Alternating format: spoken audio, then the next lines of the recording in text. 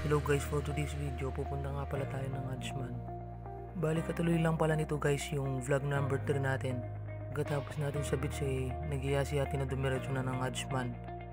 Bali another Emirates siya ng UAE. Bali guys, ang Ajman pala ang pinakamaliit na Emirates sa 7 Emirates ng UAE. Isang oras mahigit or 88 kilometers ang layo niya sa Ras Al Khaimah, kung saan tayo nakatira ngayon guys. Sikat nga pala ang probinsya ng Ajman dito guys dahil sa marami siyang magagandang museum, mga beach, mga fort at mga shopping complexes. Kapag medyo kabisado ko na yung lugar dito guys, mapapasyal ko kayo dyan sa mga yan. Ayan guys, makikita na natin nasa Ajman na tayo kasi marami na nang lalaki ang building, hindi katulad sa Ras Al Khaimah. Medyo konti pa lang yung mga buildings. And guys, dito nga pala tayo pumunta sa may City Center Ajman.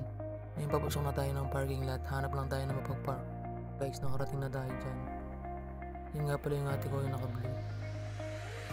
Ayun, bago nga pala kami maglakad-lakad ni ate dyan, nag-iya muna siyang kumain dito sa Mama Esh Palestinian Restaurant. Puro Arabic food yung mga menu nila dyan. Para daw matikman natin yung iba't ibang pagkain ng mga Arabic.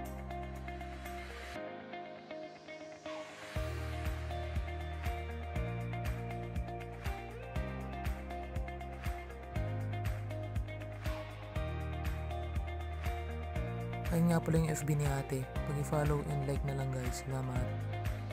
Ayun guys, dumating na nga pala yung in-order ni ate na Palestinian house breakfast.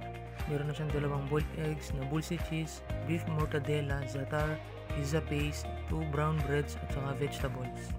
I-try nyo to guys, ang sarap, promise. Ayun guys, habang pauwi tayo, magsha-shoutout lang tayo. Shoutout nga pala kay Eugene Santillan, pinsan, at saka kay Edsel Bautista, tropa natin sa TSU, at saka nga pala kay Kenji, tropa natin sa Baguio. Ingat kayo palagi guys. Salamat sa suporta. God bless. So yun na nga guys, pag-follow nga pala yung bago nating page na Nino the Explorer.